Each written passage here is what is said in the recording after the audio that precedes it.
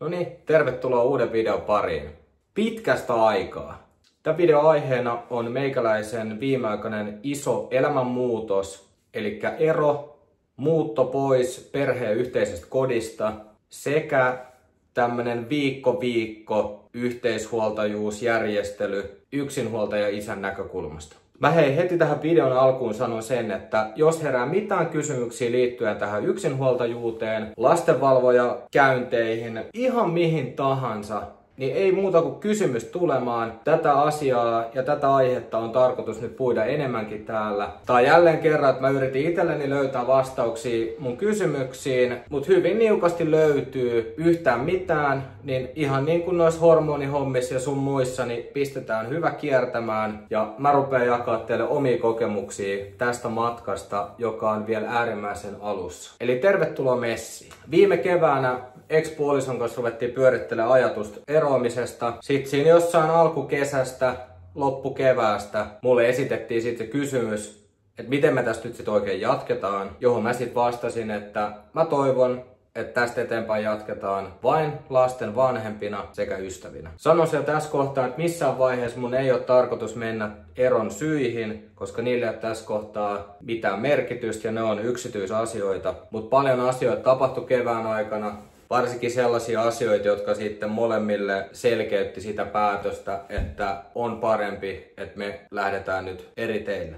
Mutta tässä on joitain asioita, mitä mä tekisin eri tavalla, jos se olisi vaan mahdollista. Ja nämä asiat mä haluan nyt jakaa teidän kanssa, että jos satutte olemaan tällaisessa tilanteessa tai teille tulee joskus tämmöinen tilanne eteen, näitä ainakin mun mielestä on hyvä miettiä. Ensimmäinen asia, jonka mä tekisin eri tavalla, on se, että missä vaiheessa kertoo lapsille siitä, että nyt on erottu, että isi muuttaa täältä pois ja jossain vaiheessa teidän lapsilla tulee olemaan 2 kotia.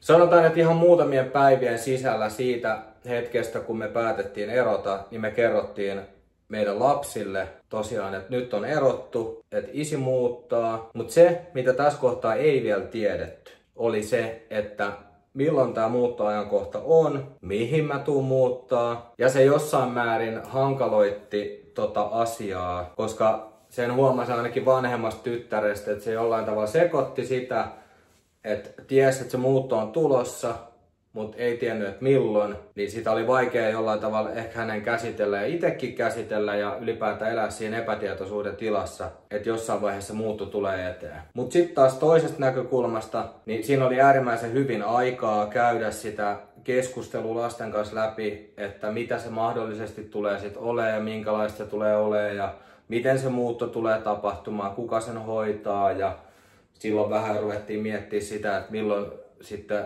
lapset pääsee ensimmäistä kertaa mun luo yöksi ja niin kuin tällaisia asioita. Ja sovittiin ihan semmoisia käytännön asioita, esimerkiksi, että tytöt saa suunnitella hyvin pitkälti itse, että miltä niiden oma huone tulee näyttää. Ja me käytiin sellaisia keskusteluita hyvin paljon. Mutta tarkkaan en muista, mutta kyllä siinä niin kuin noin kuukauden päivät meni, että ennen kuin mä sitten sen asunnon sain. Ja sitten kun se asuntotarjous tuli ja mä otin sen vastaan ja allekirjoitin vuokrasopimuksen, niin siitä viikon sisällä mä olin jo muuttanut sitten pois. Muuttopäivä meni tosi hienosti, että mulla oli poika ja sitten kavereita siinä apuna, että yhden päivän aikana saatiin kaikki tavarat oikeastaan sieltä perheen yhteisestä kodista sitten sinne mun uuteen kotiin. Joitain tavaroita sitten, esimerkiksi keittiön pöytään, niin kaveri toi, että mä en tyhjentänyt sitä perheen yhteistä kotia, vaan otin joitain tavaroita sieltä mukaan. Ja jos se nyt ihan väärässä on, niin heti muuttopäivästä seuraavan päivänä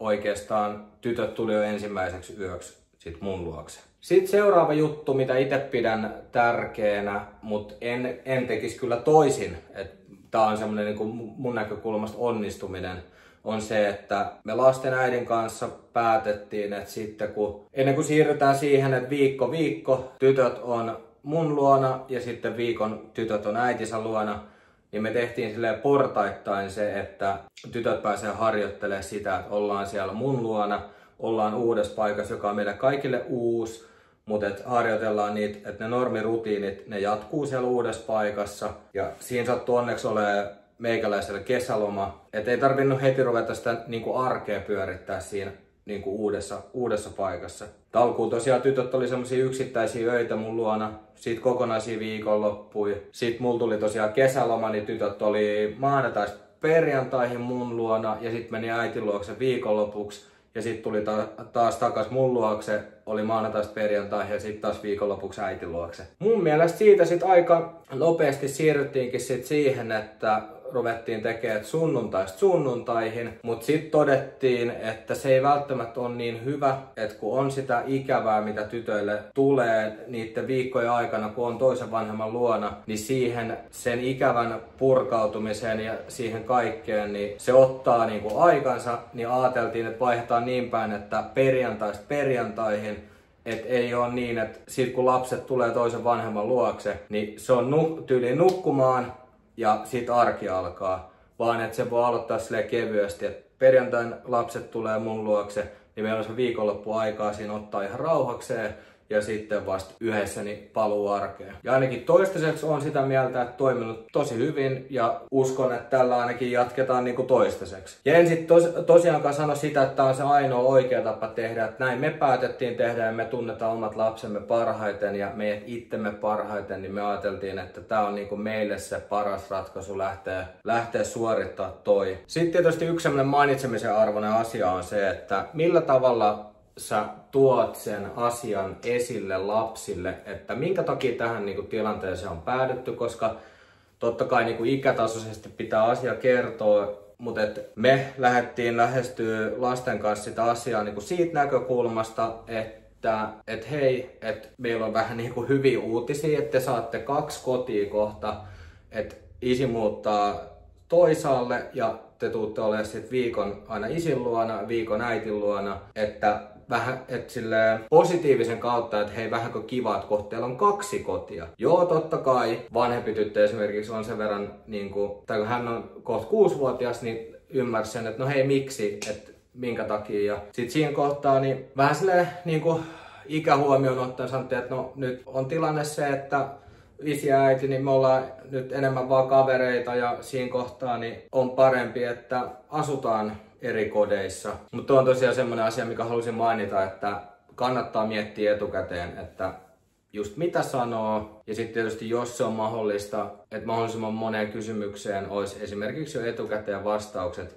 Niin kuin nyt esimerkiksi omassa tapauksessa ei ollut sitä muuttopäivää ja tollaisia asioita. Huomasin, että häiritsi aika paljon, vaikka siellä oli se positiivinen puoli myös, että olisit sitä aikaa keskustella ja valmistautua ja tavallaan niin kuin myös järjestellä asioita. Ja mitä itse nyt vielä tuohon niin kuin eroon tulee ja näin, niin sen käsittelyhän on totta kai kesken, vaikka tässä onkin kaikenlaisia oivalluksia tullutkin jo. Mutta sen mitä niin kuin pystyy tässä kohtaa jo sanomaan siitä, niin nyt tuntuu, että on oikeasti helpompi hengittää. Se näkyy siinä, että miten mä jaksan, että mua taas naurattaa tietyt asiat, jaksaa jollain tavalla paremmin niin itsensä kuin lapsien kanssa.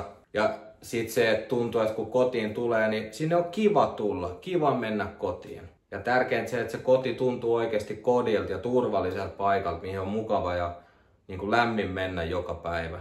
Mutta totta kai asioiden käsittely on kesken ja on armollinen itseä kohtaan. Se ottaa aikaa ja se mitä mä niin kuin omalla kohdalla tein, niin mä en silleen missään kohtaa jäänyt ja pysähtynyt vaan miettiä asioita. Et mä oon enemmän koettanut ne niin kuin hetket täyttää tekemisellä ja ennen kaikkea semmoisella tekemisellä, mikä on itselle tärkeää, mistä mä nautin, mikä on mulle itselle jollain tavalla palkitsevaa. Joo, välillä on tullut semmonen niin kuin hetki mieleen, että vois vähän himmatakin vauhtia, että tuntuu, että vähän sen tekemisen taakse menee niin kuin piiloon niitä asioiden käsittelyä. Mutta senkin suhteen yritän olla itselle armollinen, että kaikki aikanaan. Mutta tästä aiheesta varmasti vois puhua vaikka ja kuinka paljon, mutta tällä hetkellä itselle ei vaan ajatus ihan niin paljon kulje. Mä toivon, että te laitatte nyt niitä kysymyksiä tulee, niin sit niiden mukaan jatketaan juttua. Ja erityisen iso kiitos, jos oot jaksanut katsoa videon tänne loppuun asti. Ja kaikki te, jotka tätä tilannetta itse käytte tai tuutte kohtapuoliin käymään läpi, niin mä toivon teille paljon tsemppiä, voimia ja muista, että kaikki oikeasti järjestyy. Vaikka on niin kliseisesti sanottu, mutta fakta on se, että kyllä ne asiat vaan järjestyy. Muista laittaa kommentteja, kysymyksiä, tykkää tästä videosta, pistä meikäläisen kanavatilaukseen. Nähdään taas. Moro!